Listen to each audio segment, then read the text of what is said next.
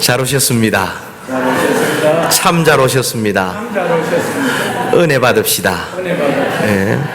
은혜 받으면 다 됩니다. 은혜 받으면 우리가 은혜가 없어서 그렇지 은혜가 임하면은 나머지는 다 주님이 해결해 주시는 거죠. 티베트의 선교사님들이 이렇게 선교 사역을 감당하다 보면은 이렇게 원주민들이 왔다 가고 나면은 너무 이렇게 냄새가 너무 지독해가지고 어떻게 할 수가 없대요.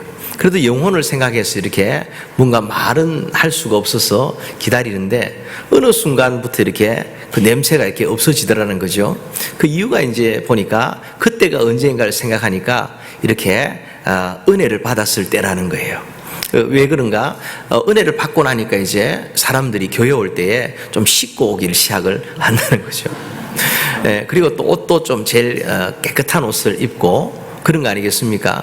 은혜 받으면 사람이 이렇게 변화가 되는 거예요. 이렇게 은혜 받고 나면 이렇게 말하는 것도 바뀌어지고, 은혜 받고 나면은 팔자걸음 걷다가도 예수 믿는 주의 용사가 어떻게 팔자걸음을 걷겠냐 싶어가지고 막 바르게 이렇게 앞을 딱 보고 이렇게 꿈이 있는 사람처럼 그렇게 걷게 되는 거죠. 그래서 모든 게 바뀌는 게 은혜를 받으면은 바뀌게 되는 거예요. 그때 우리가 이제 이렇게 뭐 혹시라도 여러분 중에 그런 분 없겠지만 이렇게 뭐 술을 드시는 분들은 생각을 하는 거죠. 내 몸에는 이렇게 이 알코올이 흐른다. 내 혈관 속에는 이렇게 알코올이 흐른다는 분도 계시고, 또 이렇게 내 DNA 속에는 아예 니코틴이 박혀가지고 내가 천국을 못 가도 담배는 못 끊는다. 이런 분도 있을 거예요. 여러분 중에는 없었겠지만은 그런 분들도 괜찮아요. 열심히 교회에 오다 보면은 어느 순간 되면 이렇게 은혜가 임하는 그 순간에 저절로 그게 막 싫어지고 그게 이제 사라지고 그야말로 이렇게 새 사람으로 변화가 되는 거죠. 그래서 우리가 보면은 예수 믿는 것을 뭐라고 말하는가 하면 이렇게 주 예수를 믿어라. 그리하면 너와 내 집이 구원을 얻을 것이다. 그러잖아요. 그러니 이 구원을 얻는다는 것은 그냥 내가 천국 가는 이렇게 티켓을 하나 땄다는 게 아니라 이게 무슨 의미예요? 삶이 변한다는 거예요. 그래서 내가 예수를 온전히 믿고 나면 그 다음에 내 남편에게 예수를 전할 수밖에 없고 그 좋은 예수를 전하잖아요. 또 자식놈들에게 이렇게 그 예수님을 믿으라고 가르칠 수밖에 없다는 거죠. 왜냐? 주님께 받은 은혜가 너무 크기 때문에. 그래서 주 예수를 믿으면은 반드시 너와 내 집, 자신만 변하는 게 아니라 그가 살아가는 삶의 지경들이 가정이 변하고 가문이 변하고 자녀들이 변하고 그가 속한 교회가 변하고 믿음의 아름다운 변화 역사들이 막 일어나게 되는 거예요. 근데 왜 이런 변화가 나타나지 않을까? 나는 엄마 뱃속에서부터 예수를 믿었는데 그 이유를 감감히 따져보면 이런 거죠. 제대로 은혜를 받지 못해서 그렇다. 이렇게 생각하면 되는 거예요. 아니면 이제 주 예수를 믿으라 했는데 주 예수를 믿는 게 아니라 종 예수를 믿는 것. 다시 말하면은 예수님 나의 주님이다, 나의 왕이다 이렇게 믿고 따라가야 되는데, 그러면은 그가 주인이면은 그를 앞세우고 그가 원하는 삶을 살아야 되는데 예수를 믿는다고 말은 하는데 예수님을 종처럼 여기는 거예요. 마치 이렇게 뭐 그 알라딘의 마술 램프에 나오는 그 지니처럼 그렇게 또 ATM 머신 기계처럼 마치 예수님 빚쟁이처럼 이거 주세요 왜 안 주십니까 하고 아직도 덜 받은 게 있는 것처럼 그렇게 주 예수를 믿는 게 아니라 종 예수를 믿는 그런 거죠. 또 하나 이유는 뭘까요? 주 예수를 믿는데 이게 그냥 시시하게 대충 믿는 거예요.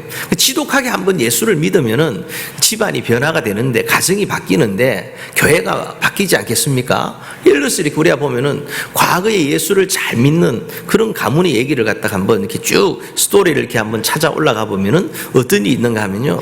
그 집안 가운데 누구 한 사람이 지독하게 예수를 믿다는 거예요. 어떤 뭐 정조 할머니가 머리 끄댕이를 갖다가 막 집어 잡혀가지고 땅바닥에 패대기를 치거나 아니면 뭐 교회 간다고 하니까 할아버지가 이렇게 짝도에다 머리를 집어넣고 이렇게 예수를 믿을래? 아니면 여기 죽을래? 그럴 때 이분이 막 눈물을 흘리면서 얘기를 하잖아요. 네. 내가 죽는 것은 괜찮지만은 지옥 가는 당신 불쌍해서 내가 이렇게 눈물이 난다고. 그때 충격을 받은 할아버지가 같이 예수를 믿는 거죠. 그리고 그 한 정조 할머니 한 사람 때문에 가문이 이렇게 완전히 바뀌게 되는 거예요. 네. 거기다가 이제 또 보면은 집안에 이렇게 처음 믿은 친구가 제가 아는 많은 분들 중에도 이렇게 그냥 크리스마스 때나 이럴 때 그냥 이게 그 과자, 그 빵, 카스테라 빵 하나 먹으려고 이렇게 떡 하나 받으려고 성탄절에 이렇게 교회 갔다가 그게 이제 조직에 몸을 담그고 그때부터 이제 집안이 완전히 이렇게 변화된 그런 얘기들. 그러니까 누구든지 집안이 되려면은 한 사람은 이렇게 뭔가 지독하게 예수 믿는 흔적이 있어야 돼요. 그것이 누구라도 상관없어요. 뭐 할아버지, 할머니, 아빠, 엄마면 좋겠지만은 그 집안의 막둥이라도 그 자녀 중에 제일 막내 막둥이라도 예수를 제대로 믿기 시작하는 순간 그때부터 인생이 그 가정이 가문이 막 바뀌는 것을 보게 돼요.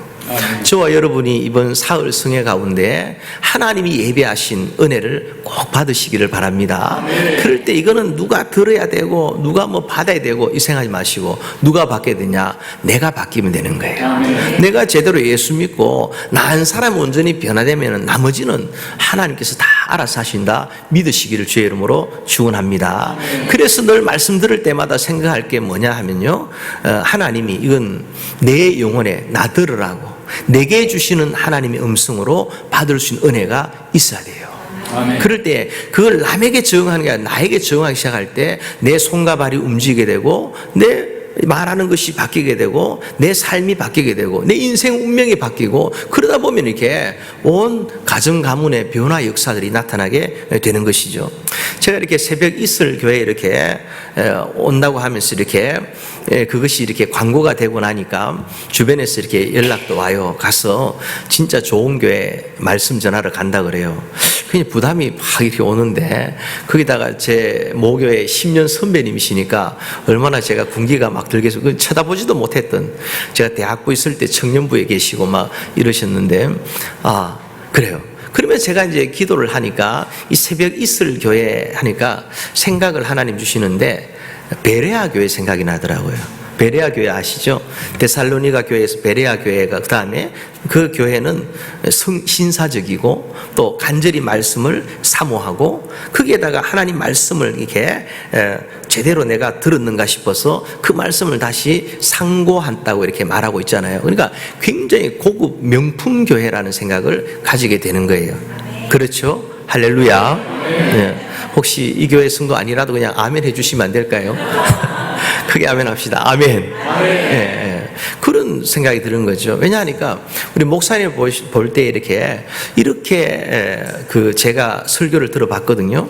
이렇게 길게 설교하기가 쉽지 않아요. 거기다 그 내용이 이렇게 아주 진짜 오늘 권사님 기도하는 거 보니까 여기 신학이 들어있네요. 진짜 제대로 배우신 것 같아요. 지금 로마서 시리즈 하고 계시잖아요. 그죠? 그게 그대로 이렇게 묻어난 게 역시 사람은 이렇게 배운 대로 이렇게 하는 거예요. 선생님이 누군가에 따라서 이렇게 이 강한 장수 밑에 시시한 병사가 생길 수가 없는 거죠. 그럴 때 여러분들은 항상 생각하세요. 비록 우리가 이제 교회가 새로 건물을 이렇게 예비하고 많은 숫자가 다 모이지 않는다 할지라도 작은 자가 천을 이루고 약한 자가 강국을 이룰 것이다. 할렐루야. 비록 작고 약해 보일지라도 내가 하나님 안에서 완전히 그 말씀 안에 은혜를 받고 변화될 때에 정말 놀라운 역사가 있는데 이미 그 은혜의 물결이 시작이 됐다 믿으시기를 축원합니다. 왜 그럴까요? 장수가 훌륭하니까. 그래서 제가 목사님이 이렇게에 대해서 많은 얘기를 들었어요.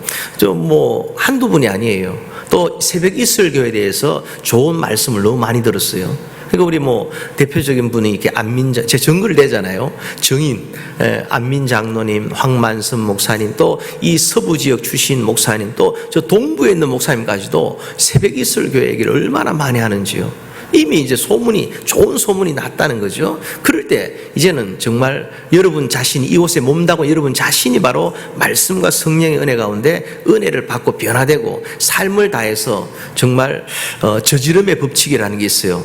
일을 막 저지르는 거예요. 이게 뭐냐? 순종하는 걸 말하죠. 듣기만 하고 기도만 하는 게 아니라 여기 순종을 해야 돼요. 팔다리를 움직여서 순종하면서 막 저지르면서 나아갈 때 주님께서 함께 하시고 놀라운 믿음의 역사를 보여주실 줄로 믿습니다. 할렐루야. 어떤 분은 이렇게 왜 새벽 이슬 교회인가 이렇게 또 하기도 해요. 이분은 과거에 이슬 적힌 걸 많이 이렇게 좋아했던 분 같기도 하고요. 저는 이렇게 유학 와가지고 이렇게 밤새는 일이 많았어요. 그때마다 이 마운틴 듀를 갖다가 한 캔을 사면 이렇게 밤새도록 조금 마시면서 잠을 쫓으면서 공부했던 기억이 있어요. 그거는 산 이슬인데 여기는 새벽 이슬이에요. 그래서 새벽 이슬 같은 교회, 새벽 이슬 교회라고 할 때 그러니까 이제 누가 그래요. 그 교회는 청년들이 많은 모양이죠. 이렇게도 또 얘기해요. 근데 와보니까 제가 거기서 기도하며 생각했던 게 그대로 다 드러나는 것을 봐요. 아까 베레아 얘기할 때도 마찬가지죠. 묵상한다 그랬는데 우리 권사님 얘기를 들어보니까 성도들이 주일 설교 한 번 들어서 되는 게 아니라 이렇게 몇 번을 듣는다 그래요. 근데 몇 번을 듣는다 할 때 이걸 상고하는 것 아니겠습니까? 과연 그러한가? 그것도 마찬가지죠. 또 이렇게 청년들이 많다 싶었는데 진짜 청년들이 이렇게 많은 교회가 우리 새벽 이슬 교회라는 얘기를 하시더라고요. 제가 꽤 영감 있는 목사 같아요. 네. 할렐루야.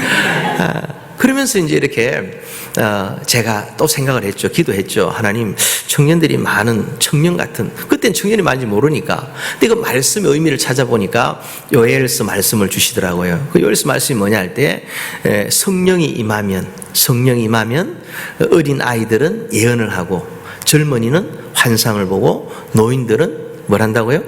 꿈을 꾸리라. 예, 전 세대를 말하는 거죠. 성령이 임하면은 어린 아이는 예언을 하고 젊은이는 환상을 보고 노인은 꿈을 꾼다 할 때 이 예언, 환상, 꿈이라는 게 같은 거예요. 카이 이렇게 헬라어로 이렇게 사도행전 2장에 가보면은 또 그 말씀이 연결되면서 같은 것을 말하는 거죠. 다시 말하면은 나이는 상관이 없다는 거예요. 어린 아이든 젊은이든 또 노인이든 상관없이 모두가 성령을 받으면은 그는 예언과 환상과 꿈을 가지는 비전의 사람이 되는 것을 말하는 거예요. 그래서 젊은이라 할지라도 그가 비전이 없으면은, 다시 말하면은 성령을 받지 못하면, 다시 말하면 은혜를 받지 못하면 그는 그냥 늙은이 같은 존재가 되어버리고 마는 거죠. 그러나 노인이라 할지라도 70, 80이라 할지라도 어떠냐? 성령을 받고 은혜를 받고 나면요 청년같이 사는 은혜가 있을 줄로 믿습니다. 청년이 누구예요? 비전과 꿈 있는 사람이 청년인 것이죠. 그런 은혜가 우리 새벽 이슬교회 가운데 충만하시길 주의 이름으로 축원합니다. 젊은이와 늙은이의 차이가 뭘까요? 젊은이라고 하면 이렇게 저를 질문하는 이가 젊은이에요. 저를 질문하는 이, 저라는 것은 자기에게 질문하는 이가 젊은이, 저를 질문하는 이 젊은이에요. 그러니까 항상 모든 것에 질문하는 거죠. 이렇게 살아도 될까? 과연 내 인생의 미래가 꽤 괜찮을까? 혹은 또 이렇게 여러 가지 이렇게 일들을 하면서도 항상 꿈을 꾸고 생각을 하고 이렇게 비전을 가지는 그런 존재라는 거죠. 늙은이는 어쩌냐? 늘 그러니가 늙은이에요. 늘 그러니 뭐냐? 늘 그렇다는 그러니 하고 무슨 일에서 그러니 아무리 어쩔까? 세월이야 내월이 하면서 이거라는 거죠. 그래서 이렇게 늙은이라는 존재는 늙은 것을 잘못 탓하는 게 아니라 비전이 없으면은, 은혜가 없으면은, 성령이 없으면은 아무리 육신적으로 이렇게 젊고 펄펄한 것 같아도 결국에는 늘 그런 인생으로 살고 그냥말로 시간이 지나면은 짜부라드는 그냥 깡통 찌그러진 것처럼 그냥 아무것도 없이 무의미한 삶을 사는 거예요. 그런 사람 주로 하는 말이 뭐예요? 인생 허무하다, 공허하다, 우울증이 찾아왔네, 다 그래요. 이유는 뭘까요? 은혜 받지 못하면 그런 얘기를 한다는 거죠. 인생 공허할 틈이 어디 있어요? 허무할 틈이 어디 있어요? 우울증 걸려서 그냥 방구석에 앉아있을 틈이 어디 있어요? 하나님의 비전이 내 심장을 막 뜨겁게 하고 주님의 은혜, 성령의 능력이 나를 갖다가 막 계속해서 밀어내는데 어떻게 가만히 있을 수 있겠어요? 우리가 이 새벽 이슬 교회는 모두가 은혜 받고 성령 받고 모두가 청년처럼 꿈꾸는 그런 공동체가 되시기를 주의 이름으로 축원합니다. 할렐루야. 그러면서 이렇게 이 교회를 위해서 이렇게 기도하고 있는데 하나님께서 이렇게 두 가지 키워드를 주시는 거예요. 그게 뭐냐 하니까 바로 예배와 교회. 죽도록 예배를 사랑하고 죽도록 교회를 사랑하게 될 때에 하나님은 부흥을 주시더라라는 거예요. 이 성경의 원리예요. 그래서 이 내용을 가지고 오늘은 서론 얘기를 하고 또 내일부터는 이제 구체적인 예를 가지고 성경을 쭉 이렇게 살펴보려고 합니다. 우리 한번 따라합시다. 은혜 받으면 다 됩니다. 교회가 살면 다 삽니다. 예배가 회복되면 다 됩니다. 그렇죠. 은혜와 교회와 예배, 이것을 꼭 기억하고 이렇게 나아가기를 원합니다. 오늘날 이렇게 신앙생활이라는 것을 이렇게 말하면은 두 가지를 얘기할 수 있어요. 하나는 뭐냐니까 바로 이 교회 생활, 또 하나는 이렇게 예배 생활이라고 말할 수 있어요. 네. 이 교회 생활과 예배 생활을 가리켜서 신앙생활을 한다고 이렇게 말하게 되는 거죠. 근데 오늘 보면 이렇게 내가 예배를 드린다고 말하지만 그 예배 드린다는 것이 굉장히 이렇게 성경하고 멀어져 있는 것을 보게 돼요. 특별히 코로나 시기를 지나가면서요, 내가 굳이 교회 가서 예배 드릴 필요가 있을까? 예를 들어서 우리가 코로나 시기에 교회가 오지 마라, 교회 문을 이렇게 닫으니까 저희 알칸사 같은 경우는 이렇게 주지사가 이렇게 행정명령을 내렸어요. 공적 기관, 공기관이 모두가 문을 닫기 전까지는 문을 닫을 수가 없다, 이렇게 선언을 한 거죠. 제가 있는 곳은 이렇게 그 남한이 한 2.5배 되는 그런 주인데요. 거기는 이제 바이블 벨트예요. 그래서 주일이 되면은 술을 팔 수가 없어요. 토요일 저녁 밤 12시가 되면 이렇게 비어 가스스테이션 같은 데 이렇게 비어 박스 같은 란에다가 락을 걸어버려요. 왜냐하면 그렇게 하지 않으면 이렇게 경찰이 와서 이렇게 막 이렇게 이 가짜로 막 손님처럼 위장을 해가 사가지고 막 큰 벌금을 막 때리니까 어떻게 하냐. 아예 막 12시가 되면 이렇게 락을 걸어버리고 주일 되면 다 술을 팔 수가 없는 그런 곳이에요. 그러니까 이제 또 우리가 주명을 말할 때 이제 큰 대문자 두 개를 쓰잖아요, 그렇죠? 캘리포니아는 CA라고 쓰는데 우리는 AR이라고 쓰는데 많은 나이 드신 분들은 ARK라고 써요. 아크, 바로 방주라는 뜻을 가지고 있어요. 그래서 특별히 이렇게 뭐 하나님의 은혜가 이렇게 이 주 전체에 좀 흐른다, 이렇게 말할 수가 있는 것이죠. 어떤 분들은 이렇게 뭐 그게 뭐 미나리가 나오는 데인가, 뭐 미나리 영화 때문에, 그래서 뭐 어떤 저기 동부에 있는 친구는 전화를 해가지고 그래요, 이렇게 뭐라는가 하면 이렇게 야 미나리 좀 보내래래요. 그럼 알칸 사람들은 신경질을 내요. 왜냐하니까 그 시골 구석을 가려면 이렇게 한 3시간 반을 꼴짝이 찾아가야지만 거기 타이슨이라는 닭공장이 있어가지고 뭘 하는데, 알칸사 전체를 다 그렇게 시골 깡촌처럼 생각하니까, 그래 제가 너 어디 가나 꼭 이것을 갖다 밝히고 가려고, 네, 그렇게 생각을 해요. 그런데 이제 거기에 이제 알칸사라는 곳이 또 그렇게 하는데, 대부분의 이제 이 사람들이 코로나를 지나가면서 굳이 내가 교회 갈 필요가 있느냐, 집에서 영상으로 다 예배 드리는데 그 다음에도 그래도 교회에 와야 됩니다라고 말하면은 뭐라 말하면 그건 예배가 아니었습니까? 이렇게 말하는 거예요. 거기다가 뭐 대형 교회들이 이제 그런 영상물을 잘 보내주니까 거기에 대해서 아주 익숙해져 가지고 웬만한 것에는 감동 자체를 느끼지를 못하는 거죠. 여러분 생각해 보세요. 그냥 유튜브 방송으로 뭔가 하나를 갖다가 웹 드라마를 만든가 하고 그냥 일반 방송국이 막 그냥 명배우를 동원하고 조명과 모든 콘티를 짜가지고 하는 거 비교가 될까요? 안 되는 거예요. 근데 그게 이제 빠지다 보니까 신앙이 이제 자꾸만 희미해져 가고, 그다음 주일이 돼도 이제 교회 갈 필요 없이 뭘 하느냐. 저기 서울 같은 경우에는 친구 목사님 얘기가 11시가 됐는데도 교회 근처 카페에 앉아가지고 그 영상 켜놓고 성경책 펴놓는 젊은 친구들이 많다는 거예요. 네. 그리고 이제 주일이 되어도 이렇게 교회 가지 아니하고 침대 머리맡에 이렇게 팬티바람으로 앉아가지고 발가락으로 까딱까딱 거기다가 들어 누워가지고 전화기를 켜고는 이렇게 이걸로 내가 예배를 드린 것처럼, 그러다가 그 방송을 보다가 약간 가슴이 좀 뭉클한 것 같으면 이게 감동을 받은 것을, 이 감정적인 어떤 반응을 갖다가 은혜 받은 것으로 착각을 해가지고는 뭐 그러고는 그냥 내가 원하는 이렇게 돈을 송금하고는 내가 헌금도 하고 예배도 다 드렸다라고 생각을 하는 거예요. 그럼 그것이 과연 예배겠느냐 생각을 해보면은 어떨까요? 예배겠죠. 우리가 과거에 영상 예배를 드렸으니까. 그러나 지금 내 몸이 하나님의 교회로 가서 예배를 드릴 수 있는 모든 조건이 되었음에도 불구하고 마음을 다하고 정성을 다하고 힘을 다한다면은 가서 예배드리 마땅함에도 불구하고 내 편한 방식대로 들어누워서 그냥 설교 한 편 청취하는 것으로 예배 드렸다는 것은 엄밀한 의미에서는 하나님 받으신 예배가 될 수가 없는 거예요. 그럼 다시 질문하는 거죠. 과거에 그럼 우리가 코로나 시기에 내가 보았던 영상 예배는 뭡니까? 그건 가짜입니까? 가짜가 아니죠. 그것은 뭘 의미하는 거예요? 그 당시에는 최선이 그거였다는 거죠. 그래서 이 영상 예배라는 것은 이게 예배가 맞냐 틀리냐를 가지고 막 싸우기도 하는데 그게 문제가 아니라 뭐가 문제겠어요? 예.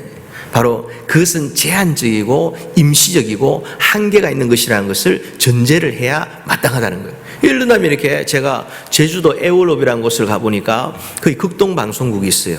거기에 이제 전시관을 가보면은 이렇게 블라디보스톡에서 이렇게 단파 라디오 방송을 듣고는 그 방송 라디오를 듣고 예수를 영접하고 거기서 이제 은혜를 받고는 막 이 자수를 떠가지고 복음 말씀을 자수를 떠가지고 보내기도 하고 거기서 몇 달치 모은 11조를 갖다가 이 극동 방송국으로 보내오기도 해요.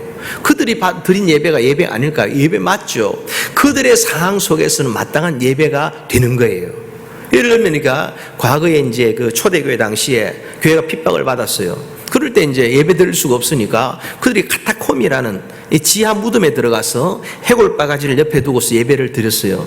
그들은 그것이 최선이었던 거예요. 그런데 그 나중에 국교로 인정을 받으면서 모든 게 정상화됐음에도 불구하고 나는 여전히 그 카타콤 예배가 정서에 맞아하고 거기에 머물러 있다면 그 사람은 어떨까요? 그 예배가 시시한 예배가 되어지고 하나님이 드릴 만한 신령과 진정으로 모든 마음을 드린 최고 예배가 될 수가 없다라는 거예요.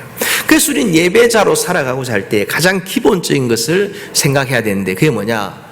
바로 한번 따라 합시다. 정한 시간에 정한 장소에 내 몸을 가지고 예배를 드린다. 내 몸뚱아리를 가지고 예배를 드리는 게 정상적 예배라는 거예요. 정한 시간에 정한 장소에 와서 하나님 앞에 내 몸을 가지고 예배 드릴 때에 하나님 연락하신 예배가 된다. 믿으셔야 할 줄로 믿습니다. 이걸 기준으로 해가지고 뭐 코로나 또 뭐 사스 뭐 여러 가지 질병이 오면은 그게 반응해서 그때 다 또 다른 최선을 다하는 거지. 이러함에도 불구하고 다 모든 것을 내려놓고 나는 그냥 그게 내 마음에 맞아. 내 스타일이야. 뭐 이러면서 한다면은 그거는 예배가 될 수가 없는 거예요. 이 땅에서는 몸이 움직이는 게 중요해요. 예. 여러분들이 만약에 이렇게 몸을 가지고 가지 않고 흔히 뭐 그런 얘기 하잖아요. 영적으로 예배한다. 또 뭐 정신이 중요하지. 몸이 육체가 중요한 정신이 중요하지. 라고 생각해가지고 예배도 만약에 그런 식으로 생각한다면은 어떨까요? 여러분 몸은 지금 집에 있는데 김 집사님이 지금 몸이 바빠가지고 지금 집안에서 일하고 있는데 설거지하면서 마음은 영혼은 지금 여기 영으로 여기 와서 예배 드린다 할 때 어떨까요? 여러분 옆에 지금 김 집사님 영혼이 앉아있다 하면은 우리 찬양 인도자 그 뭐예요 그거는? 김 집사가 아니라 귀신이 와 있는 거예요. 옆에 와 있다니까요. 이게 엉터리 같은 얘기 아니에요. 영과 육이 분리되는 것을 죽음이라 말하잖아요. 육체와 영혼이 분리될 때 죽었다고 말하는데 어떻게 영적으로 예배하고 몸이 가지 않는데 영으로 예배했다고 말할 수가 있을까요? 그럴 수가 없는 거예요. 가끔 이제 제가 그 교회에 있으면 이렇게 어떤 집사님이 이렇게 노크를 하고 와요. 오셔가지고 하는 말이 이제 이렇게 목사님을 참 사랑하고 좋아하지만 이렇게 멀리 이사를 갈 수밖에 없습니다. 몸은 비록 멀리 가지만 마음은 여기 두고 갑니다. 그래요. 그럼 제가 이렇게 한마디 하는 거죠. 이렇게 마음은 필요 없고 몸만 여기 있으면 된다. 그래요. 갈까요? 안 갈까요? 가요. 그렇게 이제 몸이 가잖아요. 몸이 가고 나면은 그분도 저를 잊겠지만 저도 그냥 잊어버려요. 왜냐? 지금 남아있는 성도가 중요하지. 그 멀리 이사 간 사람 그 뭐가 그렇게 애달고 그렇게 뭐 그리워하고 그렇게 할까? 이게 몸이라는 거예요. 몸이 있을 때 함께 있는 것이죠. 과거에 제가 이제 미국 온 지 제가 22년쯤 되는데요. 한국에 있을 때 생각을 해보면은 가끔 연구차가 이렇게 골목으로 들어와요. 연구차가 뭔지 알아요? 이렇게 사람 장사 지내고 시체 실어나가. 그 당시만 해도 장례식을 갖다가 집에서 하는 게 일반화된 거예요. 병원에서 요즘처럼 뭐 병원 가보면은 그냥 장례식장이 뭐 그냥말로 잔치집 같잖아요. 음식도 뭐 다 모든 게 다 그냥 다 그려 있는데 그 당시에는 그냥 집에서 한 거예요. 그러다가 막 한 분이 돌아가시고 나면 연구차가 골목에 들어오면은 그릇 깨지는 소리가 나요. 할아버지가 돌아가셨는데 할머니가 그릇을 깨면서 막 그냥 이렇게 막 통곡을 하는 거예요. 방성대고를 하는 거죠. 근데 가만히 생각을 해보면은 그 할머니 왜 그랬을까? 정말 죽도록 사랑해서 로미오 줄리엣 같이 그냥 그렇게 사랑했을까? 뭐 이런 생각을 해보면은 그렇지 않아요. 그 할머니 연배를 쭉 타고 올라가 보면은 뭐 그냥 어느 날 아버지가 오셔가지고 딸을 불러 말하는 거예요. 얘야, 너 저기 윗집에 어느 집에 그 아이하고 시집 가라. 그럼 시집 가 하면 그냥 그날로 가는 거예요. 아멘 하고 이렇게 가는 거예요. 또 장가도 뭡니까? 장가 하면 가는 게 장가죠. 예. 뭐 가니 안 가느니 뭐 요즘 30대 중반은 뭐 젊은 그렇지 않아요. 뭐 가라면 가는 거예요. 그래 가서 또 이제 자손을 보고 이 성경적 원리라고 할 수가 있는 거 아니겠어요? 그렇게 이제 만났는데 그날 밤 첫날 밤에 보니까 할아버지가 키가 좀 크고 이러면 이제 아이고 할렐루야 하고 또 감사하고, 또 할아버지는 좀 너무 좀 작고 뭐 이래 마음에 안 들어도 그냥 그게 다 뜻이 있겠지 하고 부모님의 뜻이 있겠지 하고 그냥 그렇게 사는 거예요. 그래 산 세월이 몇 년이냐? 40년, 50년이 흘러가는 거죠. 근데 그러다 보니까 어떻습니까? 그러니까 그 정이라는 게 그 사랑 때문에 영감님 보내놓고 땅을 치고 통곡을 한다는 거예요. 예, 젊은 사람들은 어떻습니까? 죽지 못해 막 사랑한다 하고 그냥말로 뭐 아버지가 만나지 말라 하면 막 담을 뛰어넘어가면서까지 만나고 머리카락을 잘라도 만나고 이런데 어느 날 보면은 지들 좋다고 만났는데 성격이 틀려가지고 헤어질 것 같다고. 성격이 틀려 살지 않겠습니까? 둘 다 덜렁거리면 집안꼴이 어떻게 되겠어요? 안 되는 거죠. 근데도 불구하고 성격이 틀리다고 난리를 치는데 그 성격을 따져보지도 않고 어느 날 아버지가 가라고 했는데 갔는데도 불구하고 그분들 보니까 애 하나 둘 낳는 게 아니라 얼마를 낳아요? 한 타스를 낳기도 하고 8남매 9남매 쭉 놓는 거예요. 이유가 뭘까요? 한 방이 있었다는 거죠. 오늘날에 뭐 이렇게 방이 많으니까 이거는 내 방, 당신 방, 뭐 기도 외에는 분방하지 마라 했는데도 그냥 여차하면 그냥 50만 넣으면 그냥 각자 자는 게 편해 이렇게 말하고 하는데, 그래서 어떤 분들은 또 그걸 또 말씀은 지켜야 되니까 한 방에다 침대를 따로 이렇게 그 호텔 가면 따로 침대 있듯이 이렇게 이 당신 침대 이 침대 넘어오지 말 것 뭐 이렇게 하기도 한다더라고요. 다 하나님 보시기에 옳지 않죠. 옛날에 어떻습니까? 할아버지부터 손주까지 그냥 한 이불 덮고 쭉 자는 거예요. 그러다 보니까 몸이 함께 있다 보니까 어떻습니까? 몸이 함께 있다 보니까 그게 사랑이 되고 정이 돼가지고 나중에 이렇게 할아버지가 먼저 천국 가시면 막 그것 때문에 막 그냥 말로 육신으로 볼 수 없는 것 때문에 안타까워하는 것을 본다라는 거예요. 우리가 아는 게 뭐예요? 몸이 중요하다는 거예요. 우리가 영원한 천국에 갔을 때는요, 영혼이 천국 가는 거죠. 영혼이 영적으로 영원히 사는 거예요. 예수 믿으면 영원히 천국 살고, 예수를 안 믿으면은 영원히 그 사람 끝나는 게 아니에요. 소멸되는 게 아니에요. 영원히 저 지옥 가서 사는 게 그게 고통스럽다는 거예요. 예. 그런데 거기에 가기 전까지는 이 땅에서는 뭘 가지고 산다고요? 몸을 가지고 사는 거예요. 봉사를 할 때도 몸이 와야 되고요. 또 예배를 드릴 때 내 몸을 가지고 와서 내 몸을 이 자리에 두고서 하나님을 입을 열어서 찬양하고 하나님 앞에 기도에 무릎을 꿇기도 하고 땀 흘려 봉사하기도 하고, 그것이 지극히 당연하다. 이게 현실계 물질계를 살 때는 이게 너무나 정확한 내용이라는 것을 보게 되는 거예요. 그러면서 또 생각할 수 있는 게 있어요.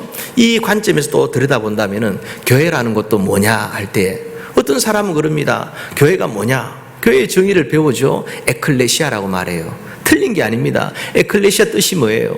믿는 사람들, 세상에서 부름받은 사람들의 모임이다 이렇게 말해요. 그런데 가만히 보면은 그냥 그 자체의 개념만 가지고 볼 때는 배경이라는 게 있어요.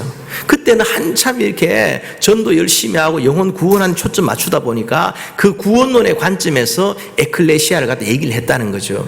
그런데 그 에클레시아의 관점만 가지고서 우리가 예배드리는 눈에 보이는 장소로서의 교회를 갖다가 무시해버렸을 때 이게 어디로 흘러갔느냐? 무교회주의로 흘러가 버렸어요.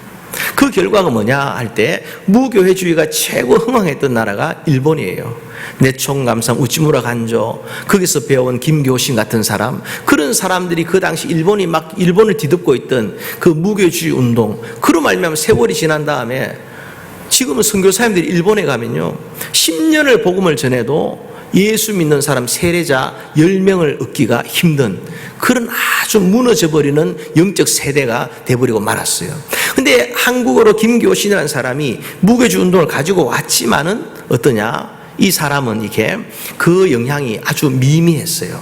어떤 특별한 함스크니라는 사람들과 함께 영향을 주긴 했지만은 실제로는 우리는 조선은 무엇 때문에 세워졌느냐? 조선 기독교는, 한국 기독교는요, 하나님 말씀을 근거해서 세워졌어요.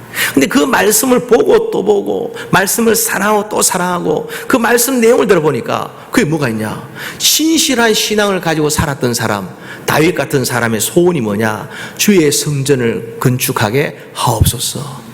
그리고는 모든 것이 다 주의 성전을 중심으로 이루어지는 것을 본다는 거예요. 그리고는 또 신약 시대로 넘어와 보니까 이제는 또 교회라는 이름을 가지고 이것이 또 등장하고 있는 것을 보게 되더라는 거예요. 그래서 한국 교회는 어떠냐? 복음을 받아들이면서부터 시작해서 내가 교회 장로가 된다. 그 순간은 어떤 생각합니까? 내가 기둥뿌리를 뽑았으라도, 집에 기둥뿌리를 뽑았으라도 내가 하나님 교회를 내가 건축하고 말리라. 이런 거룩한 이렇게 열심들을 갖다 가지게 됐다는 거예요. 그래서 교회마다 다 하나님의 교회를 갖다 곳곳에 세워가면서 그 교회를 중심해서, 예배당을 중심해서 모였다는 거예요. 그래서 옛날에는 그 눈이 오고 비가 와도요, 눈이 막 펄펄 내릴 때는 할머니들이 이렇게 버선을 갖다가 호주머니에 집어넣고는, 그리고는 예배당을 가는 거예요. 그럼 그 예배당에 가서는 이 버선을 벗고 갈아 신고 다시 또 기도하고 또 오는 거예요. 산을 넘고 고개를 넘어서 이렇게 그렇게 하나님의 전을 향해 갔다는 거예요. 그곳에서 드려진 그 하나님을 향한 기도와 그 자손들을 향한 축복의 기도들이, 그것이 응답되어 가지고 오늘날 같은 한국 교회와 한국 사회가 하나님 안에서 부흥의 은혜를 갖다가 맛보게 되었다는 거예요. 그럴 때 오늘 우리가 과연 주일이 되었음에도 불구하고 나는 뭐 교회 가지 않아도 되고, 교회는 에클레시아인데 우리 몇몇 모여 그냥 우리끼리 예배드리면 그냥 이게 그냥 우리가 다 교회를 이루는 거 아니냐라고 생각해 살아본다면, 정 그렇게 살고 싶고 그것이 사상이라면 그걸 하라고 하고 싶어요. 결론은 누가 억울하겠습니까? 그렇게 살았던 그 삶의 시간들이 내 인생이라고 할 때, 내 인생을 주님 앞에, 우리 목사님 표현하신 대로 하면은 임종 직전에 주님 앞에 서게 되는 그날에 얼마나 후회하고 안타까울 것이 많겠습니까? 온전히 섬겼던, 내 몸과 같이 섬겼던 그 교회, 주님의 몸으로서 이 교회를 바라보면서 헌신했던 흔적들이 전혀 존재하지 않다 할 때 얼마나 안타깝겠습니까? 그러면서 우리가 교회라고 말할 때는 항상 이 에클레시아라는 개념도 중요하지만 장소로서의 보이는 교회가 또 중요해요. 왜냐? 몸을 가지고 있는 사람이기 때문에 그런 것이죠. 그래서 우리는 이렇게 생각해야 됩니다. 보이지 않는 하나님을, 눈에 보이는 교회를 섬기면서 내가 이 땅의 신앙생활을 하게 된다. 할렐루야. 이 사상이 분명해야 돼요. 저도 이렇게 제가 목사된 배경을 보면 이렇게, 저희 집은 이제 대구에서 이렇게, 대구가 고향인데 부모님들이 시골에서 이렇게 올라오셔가지고 아이를 낳으면은 시골로 보내고, 낳으면은 시골로 보내고 그랬었어요. 그래서 저희가 이제 5남매인데 이렇게 시골로 이렇게 내려가는 거죠. 근데 어린 국민학교 들어갈 때면 다시 대구로 올라와 가지고 학교를 다니게 되는 거예요. 근데 그때는 이제 동네가 저희 전시들 모여 사는 곳이니까 경상북도 칠곡군 가산면 심곡동 335번지가 저희 고향인데, 그 칠곡. 근데 거기서 이제 막 육촌들하고 놀다가도 이렇게 해가 질 때 되면은 마음이 이렇게 뭔가 서늘한 느낌이 찾아와요. 뭐 허무한 느낌? 제가 그때가 나이가 3살, 4살쯤인데 다들 신동이라 그래요. 목사님 천재였구나. 이렇게 막 신동이라 그러고 막, 이거 보통 사람이 정서가 아니다 이러고. 근데 해가 벌겋게 넘어가면요, 마음이 허전해요. 나는 돌아갈 집이 없구나. 집에 할머니 계신데도 막 그 솥골 뭐 삶고 밥하고 하면 연기 오르고 하면은 좋아요. 그 냄새가 좋은데 왠지 나한테는 슬픈 마음이 찾아오는 거예요. 그때 슬픈 마음 가지고 어딜 가느냐? 그 동네 교회를 가는 거예요. 거기는 전도사님이 계셨는데 거기서 놀다가 이제 그 마룻바닥에 누워 자다가 이러다 보면 전도사님이 맛있는 거 주기도 하고, 할머니가 저를 찾으러 또 교회 와요. 그러면 끌려가지고 이제 다시 이제 가고 이렇게 했는데, 그때 그 마룻바닥 냄새가 너무너무 좋은 거예요. 그래서 제가 이제 이것이 좀 더 발전이 돼가지고 고등학교 때 그 교회 냄새가 너무, 교회 특유의 냄새가 있어요. 저희 교회도 이제 지금 있는 교회도 한 50년 된 교회인데 이런 아크 모양으로 이렇게 지어져 있어요. 그래서 이런 것이 이제 또 하나 있고, 또 다른 건 또 이렇게 다음 새로 지은 그런 것들인데, 이런 나무로 된 그런 건물인데 딱 들어가는 순간 이건 기초부터 시작해서 나무로 쌓은 거예요. 얼마나 튼튼한지요. 그러면 저희 교회는 숲 속에 있기 때문에 이렇게 딱 창문을 딱 열면 이렇게 숲 속에 쫙 이렇게 모든 게 다 보이는 그런 곳이에요. 근데 들어가면 이제 막 냄새가 탁 나는데 마룻바닥 냄새가 너무 좋은 거예요. 하나님 감사합니다. 목사 된 것이. 근데 옆에 좀 뒤따라 들어오는 권사님에게, 권사님, 너무 이게 마룻바닥 냄새가 너무 교회 냄새 좋지 않나 했겠네. 목사님, 그거 곰팡이 냄새예요. 이런 은혜 없는 권사가 있나? 이러면서 제가 이제 뭐라 하기도 하죠. 그 교회를 중심에서 살았던 흔적. 여러분 지금 이제 목사님께서도 마찬가지인데요. 우리 과거의 성산교회 오스카 극장 뒤에 보면은 그 교회 생활은요. 교회를 바라보고 사는 거예요. 그래서 칼빈 같은 사람은 뭘 하냐? 교회는 어머니 같다는 말을 해요.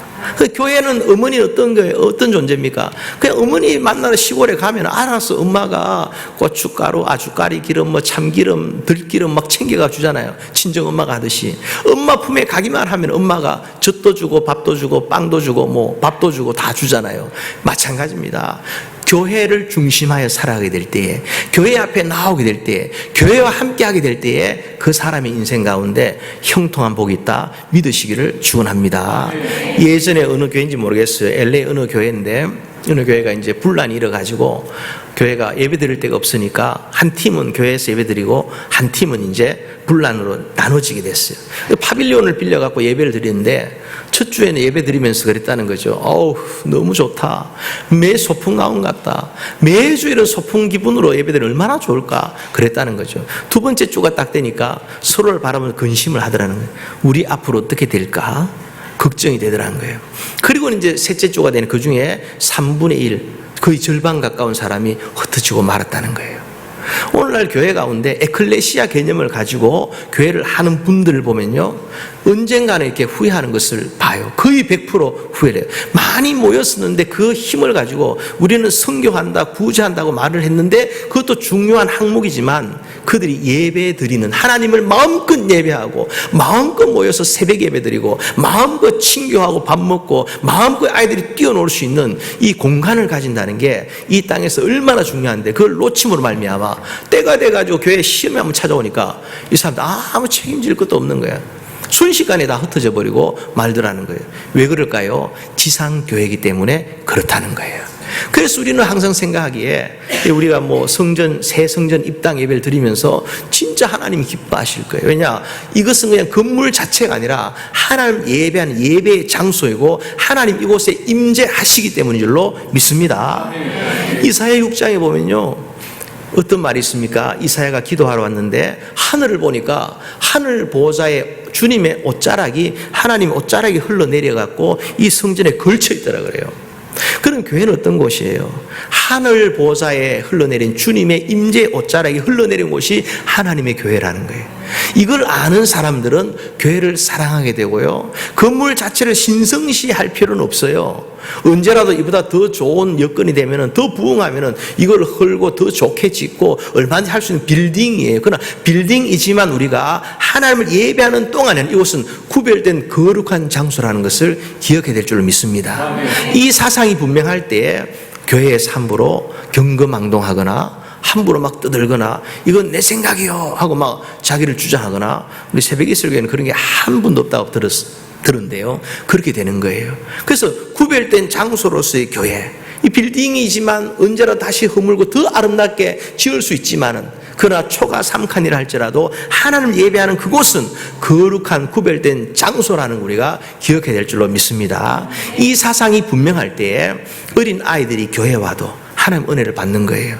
저희 교회는 선교원이라는 곳이 있는데, 선교원 이 회비를 싸게도 해서 아이들이 오기도 하지만요, 부모들에게 강권을 하는 거냐. 어릴 때 애들이 배운들 얼마를 배우겠냐. 몬테소리 이래가지고 몇 배 값이 더 나간데 보내고 그럴 필요 없다는 거예요. 아이들 눈에 주일 한 번만 교회 가는 게 아니라 나는 에브리데이 매일 교회 갔다. 교회를 눈으로 보는 거예요. 이것만큼 귀한 교육이 없기 때문에 그런 것입니다. 그러면서 하나님의 교회를 그렇게 사랑하고 가까이 하게 될 때 어떤 복이 있느냐, 이것을 우리가 보기를 원합니다. 오늘 한번 보시면요, 시편 120편 6절 말씀에 우리 한 번 더 읽어볼까요? 자, 읽어보십시다. 시작. 예루살렘을 위하여 평안을 구하라. 예루살렘을 사랑하는 자는 형통하리로다. 아멘. 이 보면요, 이 예루살렘이 어딜까 생각해 보면요, 다음에 우리가 한번 팁으로 연결해서 브릿지로 연결해 보면요, 이사야 1장, 사도행전 1장 4절을 아까 읽었죠. 가보시면요, 1장 8절이 너무 유명해요. 8절이 뭡니까? 성령이 임하면 너희가 권능을 받고 예루살렘과 유대와 사마리 땅까지 이르러 증인되리라. 그 말씀이에요. 그죠? 이 말씀 너무 유명하니까 자꾸 간과하는데 그 말씀보다 더 중요한 게 4절이에요. 4절이 뭐라 되어 있습니까? 같이 읽읍시다. 한 번 더 시작. 사도와 함께 모이사 그들에게 분부하여 이르시되 예루살렘을 떠나지 말고 내게 들은 바 아버지께서 약속하신 것을 기다리라. 아멘. 우리 성경 읽고 나면 아멘 합시다. 아멘. 아멘. 우리 말씀이 중요해요. 내가 말씀 지키는 게 아니라 말씀이 여러분을 지키기 때문이에요. 아멘. 여러분이 말씀 따라가면요, 말씀이 여러분을 모든 것 어려운 환난 핍박 가운데 지키시고 보호하시고, 마음 하나 마음대로 못 하잖아요. 박사학에 몇 개 있어도 마음에 일어나는 분노, 시기, 질투 하나 조절 못 해가지고 살인을 하기도 하고 막 이상한 짓을 하잖아요. 그게 인간이에요. 그런데 그 마음을 지키게 하시는 분이 누구냐? 하나님의 말씀인 줄로 믿습니다. 아멘. 그래서 늘 말씀, 나는 이대로 믿습니다 하고 항상 말씀도 하면은 아멘, 아멘, 아멘, 아멘이 될 줄로 믿습니다. 아멘. 아멘. 여기 보시면요, 예수님이 성천하시면서 말씀하시는 거죠. 어디를 떠나지 말라고요? 예루살렘을 떠나지 마라. 그래서 이들이 어디를 갑니까? 마가의 다락방으로 가죠. 예루살렘 전체를 다 말하는 게 아니라 마가의 다락방을 가라는 뜻이에요. 예루살렘 떠나지 마라. 그 마가의 다락방에 가서 뭘 합니까? 한 가지로 마음을 합하여 기도를 했죠. 오순절 성령이 강림합니다. 어떻게 됩니까? 베드로가 변화돼 가지고 베드로가 막 설교를 하니까 3,000명이 예수를 믿고 회개하고 역사가 나타나죠. 그래서 탄생하는 게 뭐예요? 초대 예루살렘 교회가 탄생하는 거예요. 그러니까 마가의 다락방에서 기도함으로 말미암아 거기서 말씀 받고 성령 받고 말씀 안에 변화되고 예수 믿는 자가, 세례받는 자가 나타나고, 이곳이 오늘날 어디냐 할 때, 기도원에서도 세례받고 기도원에서 은혜 받고 다 할 수 있죠. 아니요. 기도원은 그 다음 플러스 알파고요. 실제 가장 중요한 건 오늘날 교회를 말하는 거예요. 그래서 예루살렘을 떠나지 말라라는 것은요, 마가의 다락방을 떠나지 마라. 초대 예루살렘 교회를 떠나지 마라. 너의 교회를 떠나지 말라고 말씀하는 거예요. 그리고 다시 120편 넘어와서 보니까요, 다윗의 시인데 이걸 쭉 올라가 보면은 부제가 붙어요. 부제가 뭐라 돼 있어요? 성전에 올라가는 노래 돼 있죠. 그러니까 이 성전에 올라가는 노래 그뿐이 아니에요. 내가 산을 향한 눈을 들 나의 도움이 어디서 올까? 산을 향해 눈을 드는데 왜 도움이 와요? 그 산이 시온산, 주의 성전이 있는 곳을 말하기 때문에 그런 것이죠. 그러면은 예루살렘을 사랑한다 말할 때 이 예루살렘이 뭘까요? 교회예요. 성전이에요. 성전을 사랑하고 교회를 사랑하는 자 다윗을 포함해서 그 어떤 누구라도 주님의 교회를 죽도록 사랑하고 생명 바쳐 사랑하고 그 사람을 하나님은 형통하게 하신다 믿으시기를 축원합니다. 죽도록 예수 잘 믿어가지고 죽도록 교회 충성하였는데 이단 빼고 제대로 된 교회에 충성하였는데 그 사람 망했다더라, 그런 예가 없어요. 저도 이렇게 92년에 처음 전도사 생활을 했으니까요, 거의 한 30년 되잖아요. 그 시기를 지나봐도 결국에는 주님의 교회 앞에 더 충성했더라면 하는 아쉬움이 있을 뿐이지, 주님의 교회 충성하기 때문에 억울해하는 것은 별게 없으냐. 항상 하나님 그보다 더 좋게 모든 것을 갚아주시기 때문에 그런 거예요. 아멘. 그러면서 오늘 보시니까요, 이 예루살렘 하나님의 교회라고 말했죠. 성전을 말하는데 교회는 두 가지 종류가 있어요. 하나는 이렇게 유형의 교회, 그러니까 비지블 처치를 말하죠. 또 하나는 무형의 교회를 말해요. 이거는 인비지블 처치, 눈에 보이지 않는 교회. 눈에 보이지 않는 교회는 언제 생길까요? 저 천상의 교회를 말하는 거예요. 거기는 누구냐? 올 멤버들 모두가, 그 멤버십을 가진 모두가 완전한 구원을 받은 자들. 그러나 이 비지블 처치, 보이는 유형의 교회의 멤버 가운데는 이렇게 우리가 훗날 천국 가보면 놀란다잖아요. 이 사람 올 줄 알았는데 안 왔네. 또 딴 사람은 이 사람 못 올 줄 알았는데 왔네. 세 번째는 뭘로 놀랄까요? 나 같은 죄인이 여기 와 있다는 것 때문에 놀란다는 거예요. 완전한 멤버십을 가지는 걸 말해요. 그러면 성경이 말하는 이 성경책에 있는 이 교회는 어떤 교회일까요? 고린도 교회, 빌립보 교회, 데살로니게 다 어떤 교회예요? 로컬 처치를 말하는 거예요. 비지블 처치를 말하는 거예요. 그래서 교회에 대해서 주는 모든 교훈들은 다 따지고 보면은 뭐냐? 다 유형의 교회에 나오는 교훈을 말해요. 교회 가운데 음란이 있고 사색당파가 있고 분쟁이 있고 갈등이 있고 다 유형교회를 말하는 거죠. 그러면 이게 로컬 처치라고 말할 때 예루살렘을 사랑하라, 예루살렘 위하여 기도하라 할 때 이 예루살렘은 어느 교회를 말할까요? 새벽 이슬 교회인 줄로 믿습니다. 제 아들 교회도 맞죠. 그러나 그건 우리 교회 가서 할 일이고 여러분들은 새벽 이슬 교회. 그래서 새벽 이슬 교회를 넣어서 한번 같이 한번 읽어보십시다. 새벽 이슬 교회를 위하여 평안을 구하라. 새벽 이슬 교회를 사랑하는 자는 형통하로다. 아멘. 이거는 여러분의 사상처럼 가지세요. 뼈에 새기도록 가지세요. 정말 좋은 것은 뼈에 새기잖아요. 안 잊어버리려고. 뼈에 새기도록 이 말씀을 품을 때에 여러분 자신과 가정과 가문과 자녀 손들까지 믿음의 명문 가문을 이루고 천대까지 주님이 은혜를 베푸신다 믿으시기를 축원합니다. 그러면서 우리가 오늘날 신앙이 좋다라고 말할 때 두 가지가 분명해야 돼요. 하나는 뭐냐? 내가 섬기는 교회가 분명해야 되죠. 또 하나는 뭘까요? 내게 말씀 듣는 통로가 분명해야 돼요. 오늘 보면 뭐 전화기 보면 앱을 깔아가지고요 담임 목사님이 서너 분 되세요. 아는 목사님, 친정 목사님, 유명한 목사님. 요즘 누가 떠나요? 이찬수 목사님인가요? 저는 그렇게 저는 우리 윤 목사님보다 그렇게 잘한다 생각이 안 들어요. 뭐 전하려면 전하고요. 우리 선배님이신데. 그렇게 교회가 분명해야 되고 말씀 전한 통로가 분명해야 돼. 우리가 흔히 보면 이 유튜브에 몇 개씩 띄어가지고 보고 하는데 한국과 시차가 있으니까 저희 동네에도 그런 분이 계세요.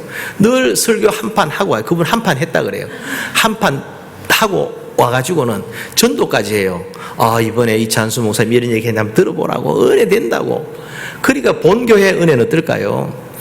제가 이찬수 목사님보다 젊은 거 외에는 잘하는 게 없으니 그런지 은혜가 안 되는 거예요. 그걸 제가 불러놓고 얘기하는 거죠. 그럴 시간이 있으면 일찍 와가지고 주일학교에도 신발장 정리를 하든지 교회 청소를 하든지 친교조가 아니더라도 부엌에 가서 콩나물에 따듬어 주든지 그렇게 하라고 제가 대놓고 얘기를 하는 거죠.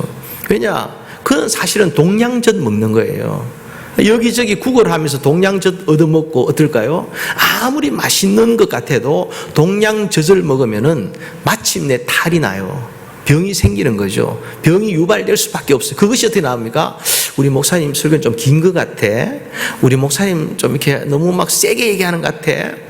우리 목사님 왜 그렇게밖에 설교 부터 시작해가지고는 자기 영혼에 전혀 도움이 되지 않는 동양젓 먹는 것에 불과해버리고 만다는 거죠.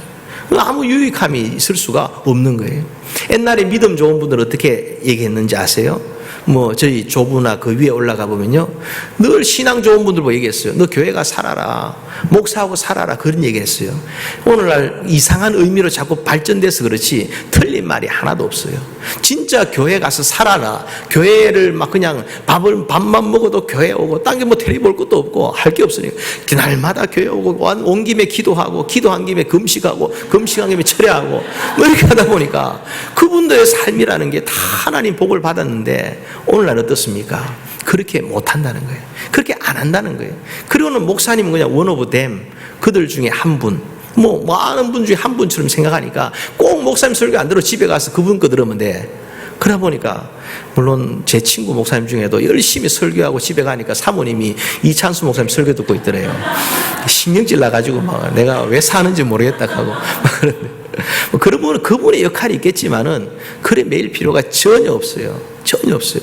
또 교회를 섬기는 마찬가지. 내가 섬기는 교회가 분명해야 되는 거예요. 내 평생 어차피 섬길 거라면은 저는 늘 성도님들 얘기합니다. 따라하라고 하는 거죠. 안 살 것도 아닌데 어차피 살 거면은 잘 살고 안 믿을 것도 아닌데 어차피 믿을 거면은 잘 믿자. 그렇잖아요. 신앙생활 안 할 것도 아닌데 믿을 바에는 내가 충성을 다해서 1등 신자. 아이들 보고는 학교 가서 1등 하라 하면서 자기는 왜 그렇게 못하는 거예요? 저는 부모님들이 참 이렇게 제가 나이가 이제 50 중반이 돼 보니까 나이가 70이 되고 뭐 더 넘어서도 막 방황하시더라고요. 자식들에게 과연 그걸 가르친다 할 때 부모도 방황하면서 뭘 가르치겠냐는 거예요. 그래서 최고의 방법은 뭐냐? 교회에다 갖다 맡기는 거예요. 아이들을 자꾸 교회 갖다 두는 거예요. 그러면 하나님께서, 주의 성령께서 말씀으로 말미암아 아이 영혼을 끌고 가게 될 때 국민학교만 들어가 보세요. 애가 자기 방에 혼자 무슨 짓을 하는지 어떻게 알아요? 누구를 만나는지 어떻게 알아요? 근데 그 아이가 하나님을 만나면 어떻습니까? 하나님 눈앞에서 살기 때문에 하나님 앞에 두려운 거예요. 부모의 눈치 보는 게 아니라 하나님 눈치 보게 될 때에 그때부터 이 아이는 하나님이 쓰시는 인생으로 막 하나님이 끌고 가게 되는 것을 보게 되는 거죠. 아멘. 여러분 가운데 남편이 세상에 남자가 많지만 내 남편은 하나 아닙니까? 남편 둘인 분 손들어 볼까요? 아무도 없죠. 세상에 여자는 많지만은 내 아내는 한 사람이죠. 둘인 분 손들어 볼까요? 뭐 있어도 안 될까요? 없죠. 있을 수가 없는 거죠. 똑같다는 거예요. 세상에 남자는 많아도 내 남편 하나고 여자는 많아도 내 마누라는 한 명이듯이 세상에 그렇게 교회가 많아도 내가 섬기는 교회는 새벽 있을 교회, 이 한 교회인 줄로 믿습니다. 세상에 많은 목사가 있어도 내가 사랑하고 존경하고 나의 마지막까지, 여러분 제가 그럽니다. 이찬수 목사님 오늘 제가 얘기 자꾸 해서 그런데 제가 그럽니다. 권사님 아파 보세요. 누가 신방 갑니까? 이찬수 목사님 아픈지도 몰라요. 암병 걸려 죽는다 해도 몰라요. 그냥 그분 뭐 자기 할 거 다 하고 알 수도 없어요. 그러나 그 암병 걸렸을 때 감기만 들어도 기도하는 분이 접니다. 이렇게 얘기를 해요. 마찬가지죠. 여러분들을 갖다가 마지막까지 저 천국까지 인도하실 분이 누구냐? 우리 윤혜규 목사님 줄로 믿습니다.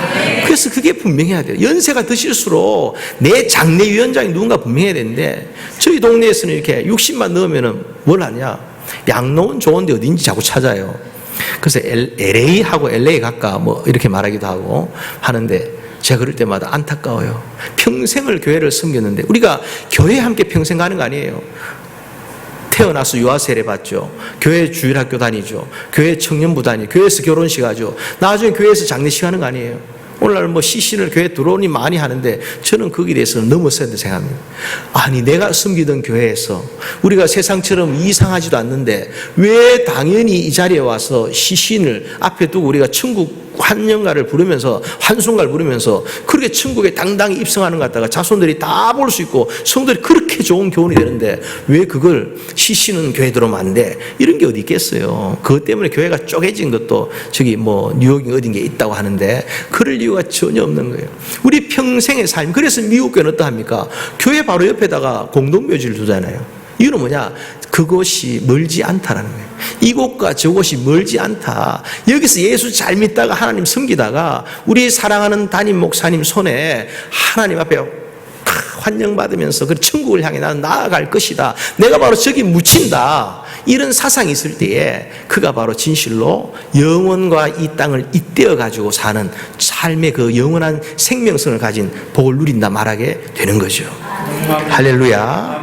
그러면서 우리가 늘 생각해야 되는 것이 이것이 바로 최고의 복은 뭐냐? 하나님 앞에서 교회를 떠나지 않는 것이다. 내 평생 교회와 더불어 사는 것이다.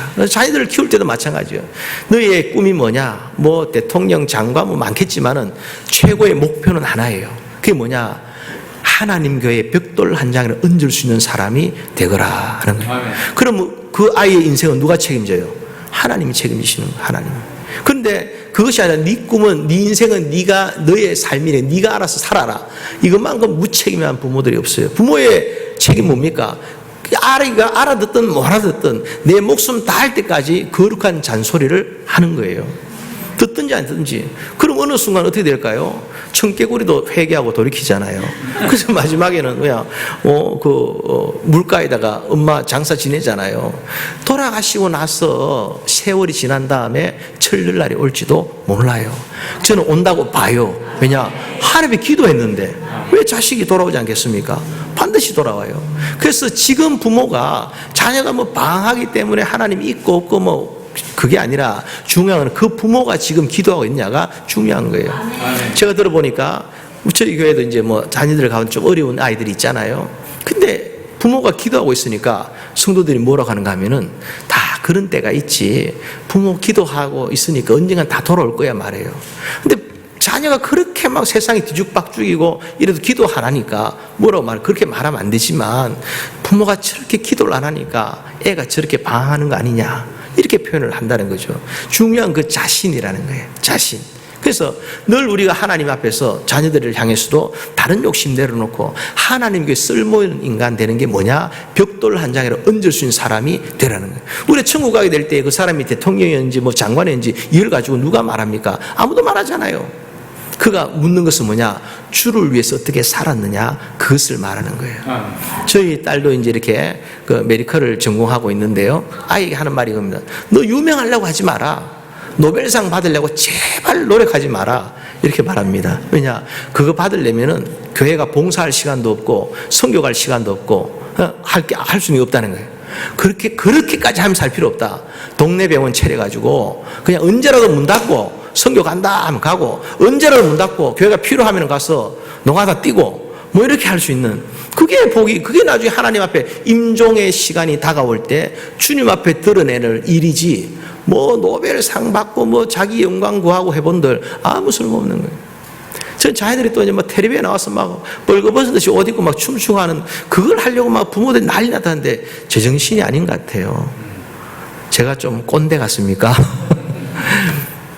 전 제 딸이 그렇게 옷도 안 입은 것처럼 해가지고 엉덩이 흔들면서 춤추는 거 그거 보고 부모가 지정신일까 싶은 생각을 해보면요, 진짜 우리가 성경에 붙들려 사는 것이, 예배에 붙들려 사는 것이, 교회에서 말씀을 배우는 것이 얼마나 축복이냐 하는 것을 다시 한 번 더 깨닫게 되는 거예요. 아멘. 여러분이 그렇게 기도하고 그렇게 살아가게 될 때에 교회 중심, 말씀 중심, 이 성령을, 기도를 의지하면 성령을 충만하게 사모하면서 주의 종과 함께 더불어 살아가게 될 때 이게 축복이라는 거예요.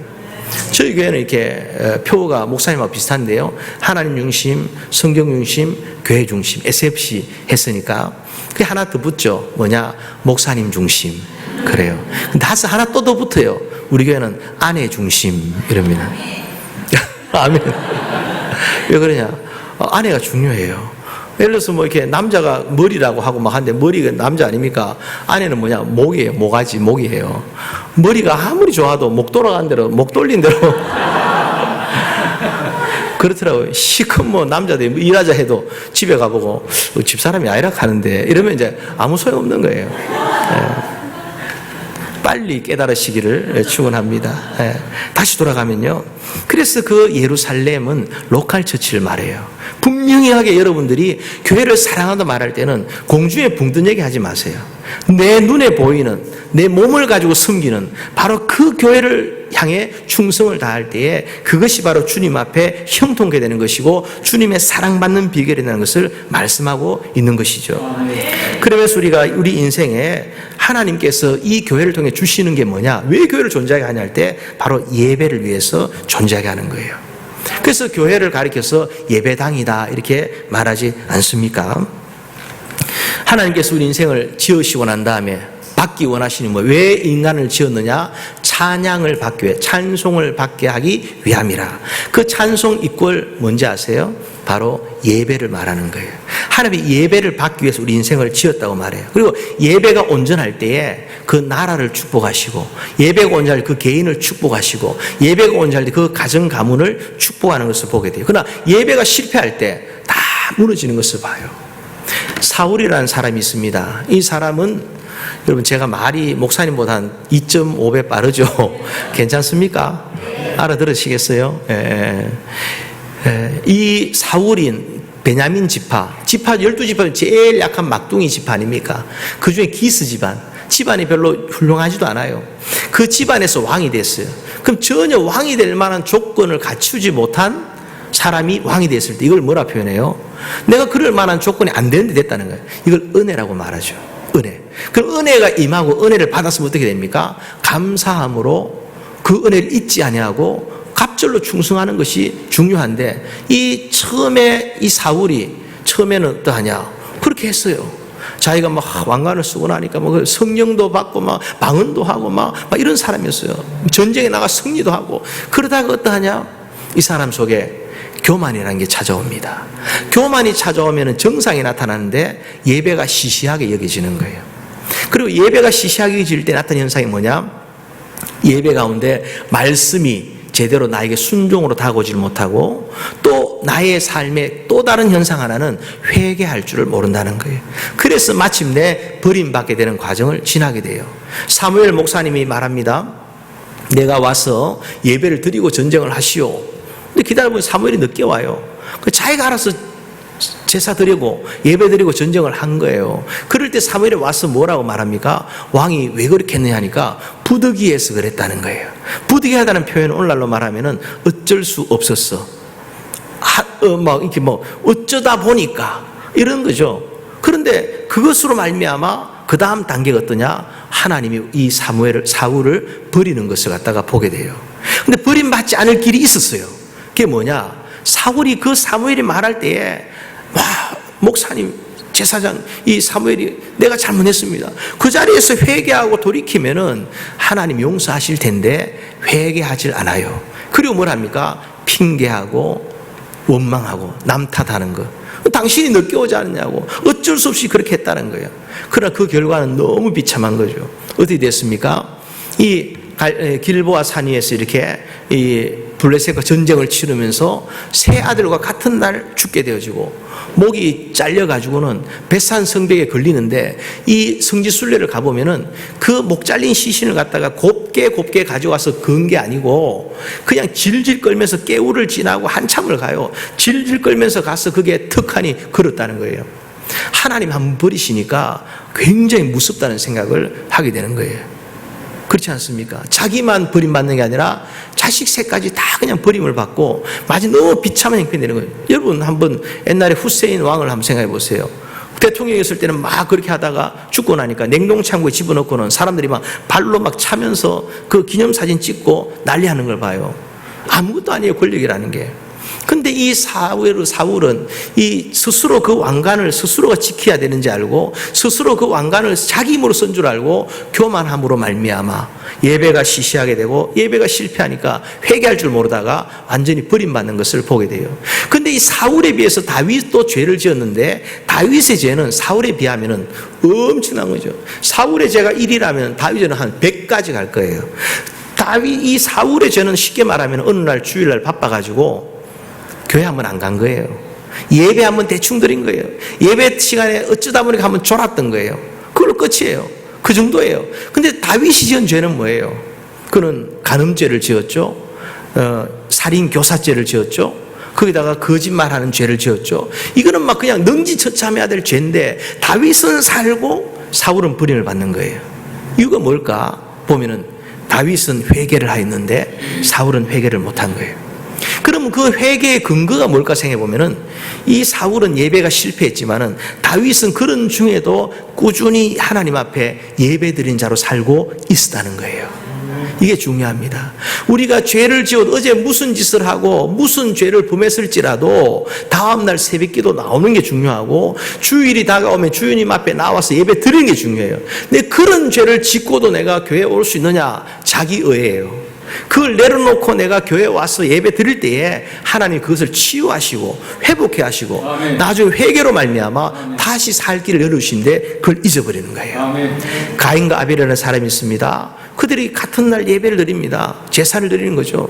그럴 때 가인은 이렇게 자기 농산물을 가지고 드리고 아벨은 양의 새끼를 가지고 드리잖아요. 그런데 하나님께서 이 아벨의 제사는 받는데 가인의 제사는 받질 않아요. 그 이유를 히브리서에 가보면 뭐라 표현하는가 하면은 가인과 그 제물은 연락지 아니하시고 아벨과 그 제물은 받으셨다 그래요. 그럼 문제는 뭐냐? 제물이 문제가 아니라 제물에 앞서서 아벨과 가인 그 자신이 주님 앞에 드려야 될 것을 말하는 거죠. 진실한 예배는 뭐냐? 제물이 필요 없다가 아니라 제물도 필요하지만 그 자신을 주님 앞에 드리는 게 중요하다는 거예요. 그럴 때 이 가인은 제물 받으세요 하고 던져 놓긴 했는데 그의 자신을 갖다 통째로 주님 앞에 드리지를 못한 거예요. 그러니까 하나님이 그걸 아시고는 그냥 받을 수가 없는 거죠. 그래서 가인의 예배를 받지 않은 거예요. 받지 않으니 가인이 어떻게 합니까? 왜 내 예배를 받지 않냐고 안색이 변하여 그렇게 돼 있어요.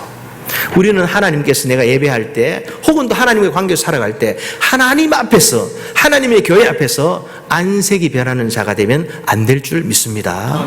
항상 내가 부족함이 있겠지, 주님이 안 받으신 것 같아, 내 예배가 너무 부족한 것 같아, 그런 마음이 들 때마다 왜 안 받는 거야, 이렇게 시간을 내가지고 이렇게 내가 헌금을 하는데 라고 말하지 말고 뭘 해야 됩니까?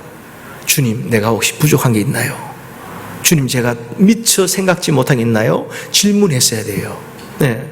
그런데 그 기회를 놓치고 나니까 안색이 변해버리고 회개할 줄 모르니까 예배가 실패하면 회개를 안 한다 그랬잖아요. 회개를 안 하고 나니까 나중에 어떻게 됩니까? 결론나는 게 동생을 갖다가 돌로 쳐서 죽이는 살인자가 돼버리고 만 거예요. 자기 마음 하나 자기 스스로 조절하지 못하는 이상한 인생이 되는 게 뭐냐? 예배가 실패할 때 그런 현상이 나타나요. 그러나 예배가 온전하게 어떻습니까? 누구 한 사람 미워한 것만 해도 살인하는 거라는 생각이 들어가지고 그것 때문에 마음을 견디지 못하여 기도하고 그 기도의 힘으로 말미암아 이렇게 하나님 앞에 순종하는 것을 보게 된다는 거죠. 그것이 바로 복이에요. 우리가 하나님 앞에서 신앙이 좋아지면요 어떻게 되느냐?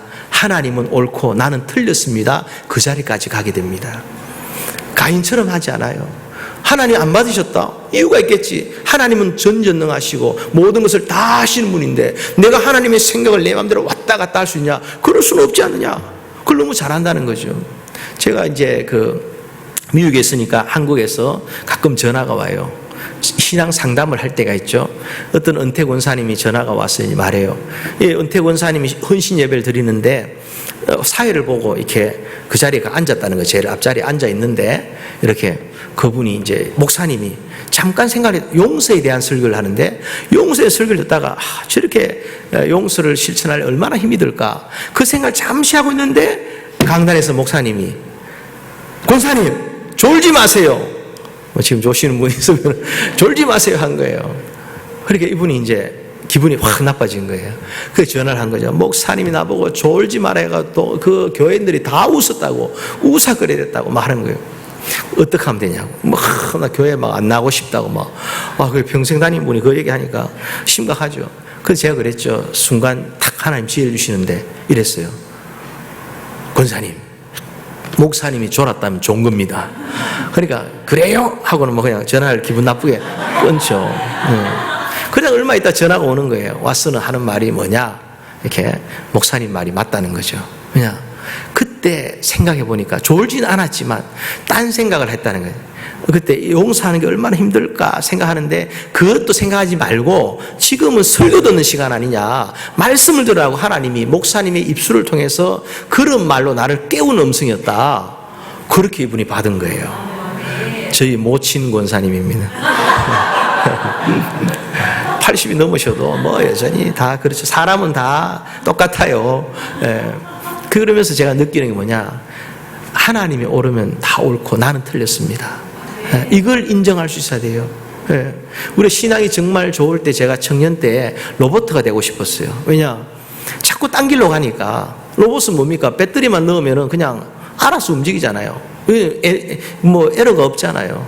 근데 인간이니까 자꾸 이 자유의지가 발동해가지고 자꾸 딴 길로 가는 거예요.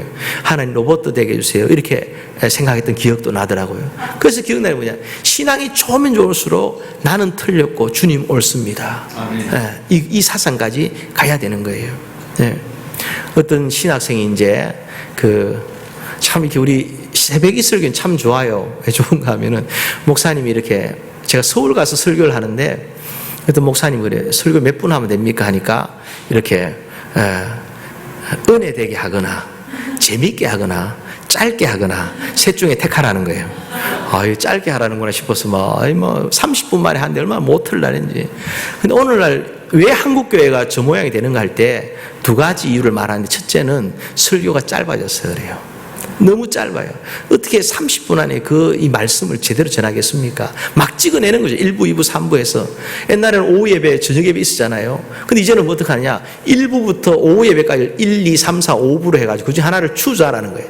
그거 하나 드리고 나면은 주일 성수 했다라고 공인 증명서를 갖다 딱 주는 게 교회가 하는 일이에요. 그러다 보니까 30분 만에 찍어내려 하다 보니까 이게 이제 이렇게 빨라질 수밖에 없는데, 우리 목사님이 또 한 가지는 뭐냐, 강단이 너무 스테이지화 돼버린 거예요. 강단의 권위 자체를 갖다가 아무나 막 올라와서 막 댄스하고 막 구자흥 무슨 목사님 뭐 트로트 찬양 부르고 막, 그러니까 여러분 뭐 흥미 따라 트로트 좋아하시잖아요. 저도 조명섭 좋아해요. 예. 아는 분이 없네요. 그분 진짜 좋더라고요. 워낙 스토리가 있는 사람이니까. 예. 그런데 찬양을 트로트처럼 그렇게 불러가지고 뭘 하겠어요. 막 목사님도 막 몸빼바지 입고 나와서 막 분치를 하고 막 하는데, 과연 그게 주님을 위한 기쁨인지 아니면 자기 그냥 즐거움인지 알 수가 없는 거죠. 그게 많이 무너졌다는 거예요.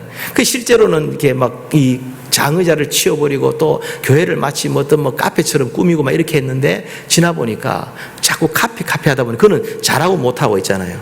본질이 있어야 되는데, 가난한 교회를 다녀도 본질이 있으면 다닐 의미가 있는데, 근데 그게 다 큰 교회들, 대형 교회들이 하는 그런 걸 카피 하다 보니까 답이 안 나오는 거예요.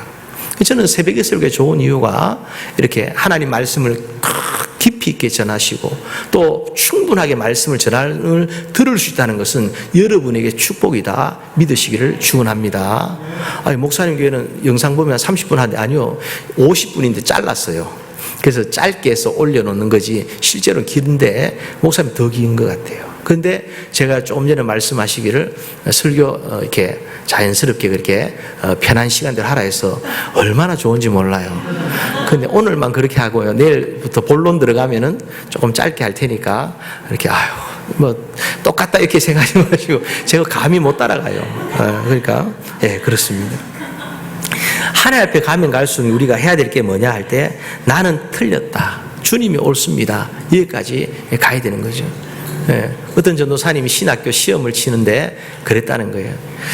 제가 이런 예화할 때마다 또 이제 조심스러워요. 목사님 전혀 안 하시는데 제가 하려니까. 이 시험 치는데 도저히 답이 안 나오는 거예요. 그래 뭐라 적었냐? 주님만이 아십니다. 답을 적었다는 거예요. 그러니까 이제 교수가, 역시 신학 교수들이 영감이 있어요. 그래 딱 이제 이렇게 답이 왔는데 뭐냐? 주님 100점, 니는 빵점, 이렇게 왔다는 거예요. 저는 그 학생이, 신학 전사가 미래가 있다고 봐요. 왜냐? 포기하지 않는 정신. 그리고 무엇보다 중요한 것, 주님은 다 아신다는 사상. 주님의 절대 주권 사상. 이게 중요한 거예요. 그래서 우리가 하나님 앞에서 나올 때도 마찬가지입니다. 주님이 다 모든 것을 아십니다.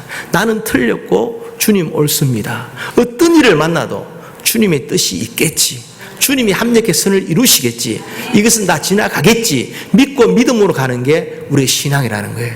믿음은요, 내가 이해하고 가는 게 아니에요. 제가 이렇게 33살에 개척을 했는데, 그때 이제 성도들이 와서는 이렇게 목사가 젊어서 교회를 못 오겠다는 거예요. 그 제가 생각이 막 신경질이 나서 생각되는 게 뭐냐, 그럼 내 나이 들 때까지 그러면 신앙생활 포기할 거냐, 거기 갈 때 우리 교회밖에 없는데, 그 생각이 들어요. 또 어떤 분이 이렇게 말해요. 은혜가 되면 하겠습니다 이래요. 그럼 은혜가 될 때까지는 신앙생활 안 하겠다는 뜻인가요? 그것도 아니잖아요. 우리는 뭐냐, 우리가 뭔가를 갖다가 믿어지는 순간이 와요. 어느 순간이 되면, 은혜가 임하면은 믿어지는 순간까지 갈 때까지 우리가 이 율법의 몽학 선생을 따라가는 거예요.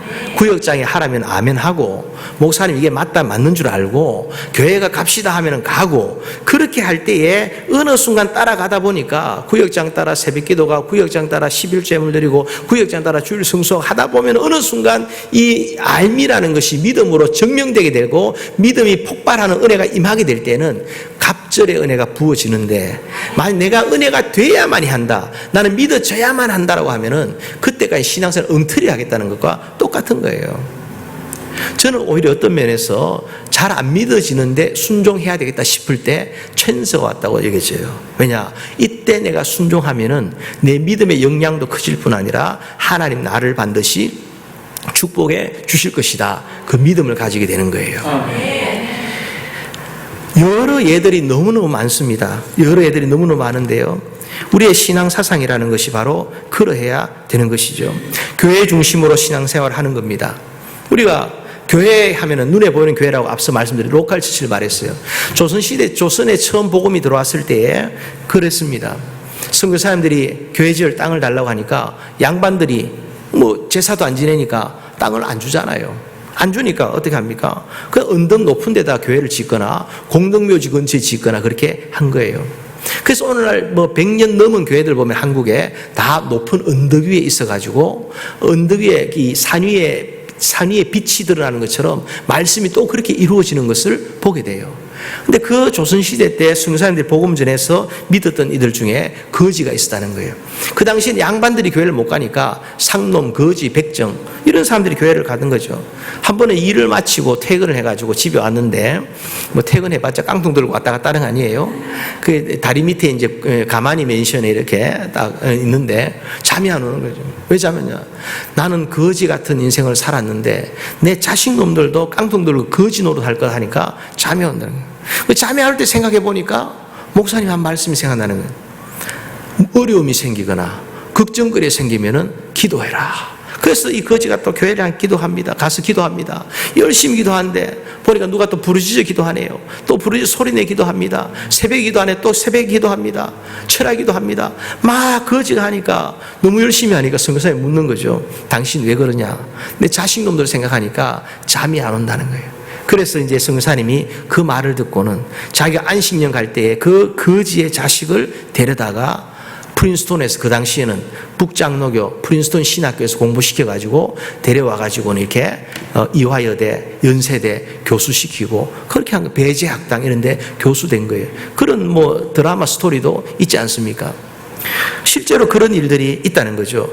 우리가 하나님 말씀을 들을 때에 어떠냐? 똑같은 거지 상놈 백정이지만 말씀을 들을 때에 교회에 가서 내 몸을 맡길 때에 그 사람은 거룩한 거지가 되고 거룩한 상놈이 되고 거룩한 백정이 되는 것을 보는 거예요. 여러분 성동교회라고 있습니다. 인동 사동회하고 절 있는 데가 인사동 아닙니까? 인사동에 성동교회 있는데 거기는 이제 사무엘 무호 목사님이 세운 곳인데 그게 백정골이었어요. 백정이라 할지라도 교회를 향해 나오니까 백정이라도 하나님 말씀을 들으니까 하나님 앞에 기도하니까 거룩한 백정이 돼가지고 가문을 새롭게 세우는 것을 본다는 거예요. 믿음의 5대역도 올라가 보세요. 다 거기서 출발하는 것을 본다는 거죠. 평안북도 정주 땅에 104gem이라는 사람이 살았는데 이 사람이 점을 치다가 전도를 받고 교회를 다닌 거예요. 은혜를 받은 거죠. 그런데 어느 날 이제 일하러 가는데 보니까 선교사님이 교회당을 짓는데 흙벽돌로 짓는 걸 보니까 비가 한 번 오면 무너질 것 같은 거예요. 그래서 어떡하냐? 이 자기 가진 땅을 갖다가 헌납을 한 거예요. 그러니까 선교사님 보기 걱정이 되는 거죠. 아, 이거 밭이 어떻게 살래? 그러면 그 사찰 집사를 시켰어요. 그 사찰 집사 시키는데 그 사찰 집사의 아들 중에 보니까 똘똘한 아들이 하나 있는 거예요. 그 아들 데려다가 또 프린스턴에 공부시켜서 데려왔는데 이 아들이 누구냐? 이렇게 연희전문학교하고 세브란스 병원이 통합해가지고 연세대학이 될 때 초대 총장을 한 백낙준 박사가 그분이에요. 그 실제 한국사를 보면은 굉장히 재미있는 일이 많은 것을 보게 됩니다. 우리가 보면은 그런 일뿐만이 아니라 우리가 이 인생 가운데 예배로 말미암아 회복한 예는 이루 말할 수 없어요. 또 그 반대도 있어요. 우리가 보면 이렇게 성경의 역사들을 한번 보세요. 열왕기 역사들이 쭉 이어지는데 다른 거 아무것도 없어요. 예배 잘 드리는 왕, 하나님 앞에 반대로 우상 숭배한 왕, 이게 두 개로 쫙 갈라지는 것을 보게 돼요. 하나님의 예배가 온전했던 왕들의 시대를 봐요. 다윗 왕부터 시작해서 하나님 주변 나라들을 꽁꽁 묶어버려요. 그러나 우상 숭배하고 그랬던 왕들을 보면요, 이 하늘문을 하나님이 닫아버리시는 거 봐요. 아합 왕 때 보세요. 하늘문이 닫혔다 할 때 어떤 일이 있습니까? 하늘문이 닫히면 비가 내리지 않아요. 우로가 오지 않아요. 비가 내리지 않으면 어떤 일이 있습니까? 가뭄이 들겠죠. 가뭄이 오고 나면 농사를 못 지으니까 흉년이 찾아와요. 흉년이 오고 나면 어떨까요? 먹고 살기 위해 사람들이 떠도는 거예요. 그러다 보니 이웃 나라가 쳐들어와가지고는 잡아가지고 노예로 팔아버리는 것을 갖다가 보는 거죠. 성경의 작은 예를 보면은 이 집 나간 둘째 아들 보세요. 아버지 집을 떠나갑니다. 아버지 집을 떠나갔을 때 결론이 뭐예요? 돼지가 먹는 쥐염 열매도 마음껏 먹지 못한 존재가 돼버리고 말아요. 근데 그 순간에 그가 다시 아버지 집을 생각하고 찾아왔을 때에 모든 것이 새롭게 회복되는 것을 보는 거죠. 신발을 신기고 종이 아니다, 품꾼이 하나 여기 달라니 말도 안 된다, 가락지를 끼우고 자색 옷을 입히고 뭐 살찐 송아지 아마 제일 억울했겠죠. 스테이크가 됐으니까. 그래 막 잔치를 하면서 막 다 회복이 되는 거예요. 그 아버지 집이 어디냐? 주님의 교회라 말하게 되는 거예요. 아멘. 하나님의 교회로 돌아올 때 모든 것이 회복이 되는데, 하나님의 교회가 무너지고 예배가 무너질 때는 볼 것도 없어요. 실제적인 그 예를 또 들어보면요, 영국을 제가 가봤는데, 영국 가보니까 이런 교회당이 팔려가요. 어디로 팔려? 빵집, 술집, 식당으로 팔려가요. 그리고 댄스장으로 바뀌어가요. 그래서 댄스장이 왜 그럴까 생각하니까 기둥이 없으니까 잡고 돌리기가 좋았던 모양. 그래서 막 춤추는 이런 게 됐는데, 그러다 어느 교회를 갔다 이 선교사님이 저를 데려가는데 가보니까 옆에 팻말이 언더 21이라고 적혀 있어요. 교회당 건물인데 2층은 예배당인데 지하는 언더 21. 21세 밑으로 내려가면 안 된다. 거기는 뭐냐? 나이트 클럽이 돼 있는 거예요. 한 교회 건물인데 위에는 예배를 드리고 밑에는 뭐가 있다고요? 나이트 클럽이 있는 거예요. 이게 이제 영국 교회가 무너져 가는 거죠. 그래서 영국에 있는 분들은, 목사님들이 자기를 선교사라고 이렇게 말해요. 왜냐? 그래 후원을 받을 수 있기 때문에 그렇게 하는 거죠. 유럽도 마찬가지입니다. 유럽에도 이렇게 그냥 교회가 목회자를 갖다 온전히 모시고 예배를 드리질 않아요. 유학생들이 그냥 이렇게 한 달에 그냥 우리 미국식으로 그냥 매주 100불씩 주면은 예배를 드리니까 그냥 드린다 생각하고 그걸로 끝내버리고 만나는 거예요. 정말 교회를 사랑하고 교회가 부흥하고 어떻게 우리의 예배 처소를 마련하고 우리가 하나님의 일을 도모하자, 그렇게 나아가지를 갖다가 못하는 것을 보게 돼요. 그 이유 중에 하나가 뭐냐? 교회를 끝까지 지키지 못하고 교회로 모이지를 못하니까, 모이면 예배하고 흩어지면 전도해야 되는데 그걸 못하니까 부흥은 요원하고 자기 자신의 살아간 삶마저 척박해지는 걸 봐요. 영국 가보세요, 여러분들. 식당 가보면요, 미국처럼 널찍널찍하지 않아요. 의자들이 서로 막 붙어가지고 서로 막 계속해서 뭐 그냥 I'm sorry 하고 그냥 해야 될 뭐 그런 상황이 되는 거예요. 호텔을 4성급 호텔 들어갔는데 막 물을 틀어도 물이 제대로 나오지도 않고요. 침대는 삐그덕 하고요. 차는 또 딱정벌레처럼 이렇게 생겨가지고 길도 이렇게 좁아가지고 막 어떻게 할 수 있는 게 별로 없는 것을 갖다가 보게 돼요. 하는 거 뭐냐? 대형 박물관에 그냥 그 유물 전시해가지고 그거 관광 상품 만드는 거, 그거 외에는 그냥 계속해서 영국 대제국 무너지고요. 요한 웨슬레가 그 목회했던 그 교회는 가보면은 이제는 그 관광객들밖에는 모이지 않는 그런 곳이 되고 말해요. 예배가 무너지는 게 어떻습니까? 나라도 무너지고 민족도 무너지고 삶의 이 질도 이렇게 아주 척박하게 떨어져 버린 것을 보게 돼요. 그럼 여러분, 우리가 살아가는 미국은 어떻습니까? 예전에 이렇게 우리가 1984년도에 캘리포니아 LA에서 LA 올림픽이 있었잖아요.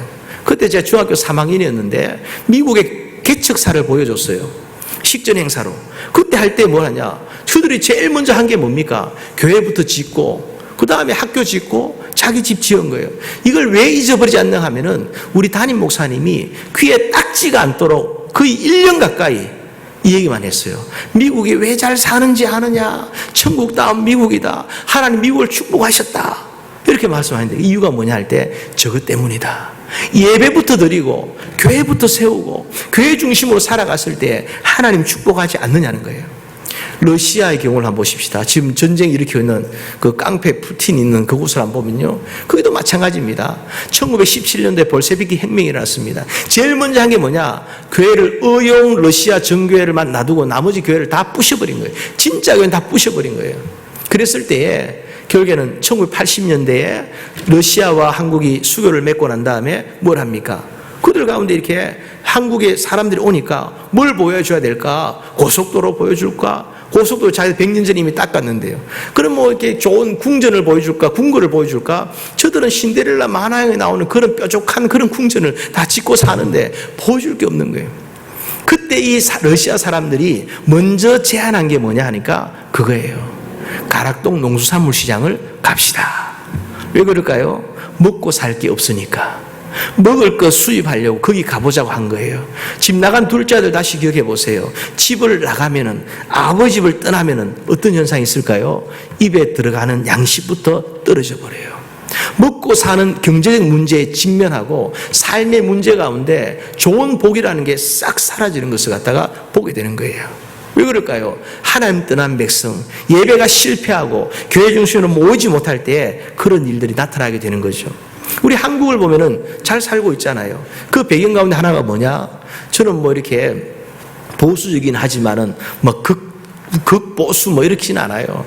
근데 불구하고 우리가 어릴 때 보면 새마을 노래라는 게 있었어요. 새마을 운동, 박정희 대통령 하신 분, 그죠? 좋아하는 분, 안 좋아하는 분 정치 얘기하는 거 아닙니다. 이걸 갖고 어떤 분은 또 정치 얘기했다고 얘기하더라고요. 새마을 운동 부를 줄 아는 어르신들 있잖아요. 시작이래요. 새벽종이 울렸네, 새 아침이 밝았네, 너도 나도 일어나, 새마을을 가꾸세. 이런 노래가 있어요. 거기 새벽종이 울렸네가 처음에 등장하는데 그 새벽종이 뭐냐? 구미 상무교회, 이분이 그 문경이라는 곳에서 교사 생활하면서 거기 다녔던 그 교회, 구미 상무교회 새벽기도라는 종소리예요. 온 대한민국이 1970년대, 60년대에 새벽기도라는 종소리를 땡땡땡땡 치면서 그 소리를 온 전국 방방곡곡 시간만 되면 새벽에 모여갖고 새벽기도 종소리 치면서 모여서 주님의 교회에서 기도했더니 예배 중심으로 살았더니 하나님께서 그런 복을 주셨다라고 믿게 되는 거예요. 할렐루야. 우리가 말씀을 이렇게 정리하기를 원합니다. 우리가 해야 될 것이 뭐냐 생각을 해보면요, 다른 게 없습니다. 예배 중심으로, 교회 중심으로 사는 거죠. 제가 이렇게 우리 알칸사 얘기를 앞에 조금 했는데요, 저희도 개척하고 나서 제가 1년 동안은 학교 다닌다고 목회를 안 했어요. 그냥 그러면서도 미국 교회를 안 들어간다, 나는 미국 교회 안 들어간다 하고는 오피스를 빌려가지고 새벽 기도를 쉬지 않았어요. 그러니까 하나님께서 이렇게 복을 주셨는데, 저희 교회가 이제 이렇게 한 10에이커 위에 이제 교회가 이렇게 성전이 이렇게 10,000스퀘어피트짜리 성전 2개가 따로 다른 교회가 2개를 동시에 사서 둘을 이렇게 오솔길로 연결했어요. 그리고는 이제 또 5,000으로 이렇게 5,000스퀘어피트로 식당과 체육관을 짓고, 또 그 옆으로 이제 학사관이라고 이렇게 남학사, 여학사, 그 가운데는 관리 집사님 왔다 갔다 하지 말라고 이렇게 학사관하고, 또 저기 한 시간 떨어진 데 이제 이렇게 80에이커 이제 동산을 가지면 소망동산이라 수양간 부지를 가지면서 거기에 이제 이렇게 묘지를 이렇게 5에이커 묘지를 갖다가 만들어 가지고 317구를 갖다가 이렇게 묻을 수 있도록 했어요. 지금 7분 누워 계신데 그 길 이름이 뭐냐 하니까 구글 맵으로 딱 조사해 보면 이렇게 Disciples Road라고 돼 있어요. 그러니까 우리 교회 이름이 있는 길 이름이 공식적으로 이렇게 딱 이렇게 되는 그런 게 있는 거예요. 그 생각해 보면은 저는 이게 굉장히 왜소하고 또 유약하고, 뭐 신경 쓸 일 하나만 있으면 막 정말 막 어떻게 막 잠을 이루지 못, 자다가도 막 벌떡이 나서 몸을 부르르 떨다가 푹 하고 쓰러지고, 그러다 보니까 간도 안 좋고 또 최근에 지난주에 또 당회원이 됐다고 연락이 오고, 당회원이라는 것은 이제 당뇨가 시작됐다는 말입니다. 당회원이. 네. 그래요. 물론 이제 하나님 앞에 은혜를 구하죠. 무병 단수, 유병 장수, 고치면서 100년까지 뭐 이런 슬로건도 있지만요, 할 수 없어. 목회를 원래 안 하려고 도망오다시피 봤는데 하나님께서 그렇게 이제 예쁜 교회를 갖다가 만들으셨어요. 제가 우리 교회에 있는데 20년, 올해 6월이 되면 만 20년이 돼요. 20년 동안, 그래서 자랑할 게 딴 게 아니라 20년 동안 목사가 안 바뀌었다는 게 자랑이에요. 그러면서 이렇게 지나가고 있는데 생각해 보면은 다른 게 없어요. 하나님의 교회를 사랑하고 20년 동안 매년 40일 특별 새벽 기도를 20년 동안 해요. 그리고는 그냥 주중 특세 새벽 기도는 그냥 뭐 부지기수로 이렇게 했고, 작년에는 코로나인데도 이렇게 5번 전체 성회를 갖다가 5번을 개최했죠. 성도들도 얼마나 피곤하겠습니까? 그래도 불구하고 주님이 기뻐하신다면 뭐든지 한다. 그럼 주님이 뭘 기뻐하냐? 예배를 기뻐하지. 또 주님 뭘 기뻐하냐? 교회로 모이는 것을 기뻐하지. 모여야지 되지. 그 다음 역사가 나타나는 거다. 그 사상을 가지고 한 거예요.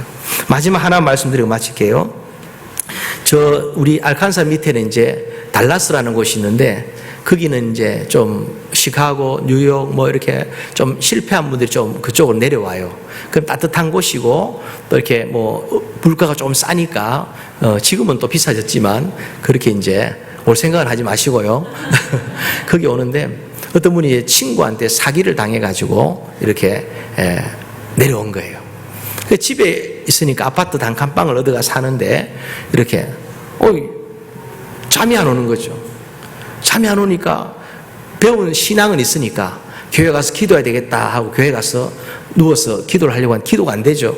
그 이리 뒤척 저리 뒤척 하는데 새벽이 됐는지 성도들이 와서 주여 주여 주여 하고 막 기도를 하는 거예요. 그 소리가 주여로 안 들리는 거죠. 죽여 그놈을 죽여 죽여로 들리는 거예요. 주여 잘못하면 죽여 되는 거예요. 그래 이제 하고 있는데 그래도 또 집에 가면 또 죽고 싶은 생각 드니까 또 교회 오는 거예요. 그래 어느 날 딱 생각해 보니까 하나님의 은혜가 임한 거죠. 우리 잠을 자도 교회가 자야 돼요. 여러분 주일날 교회 와서 조는 분 옆에 자꾸 손가락 찌르지 마세요. 주무셔도 괜찮아요.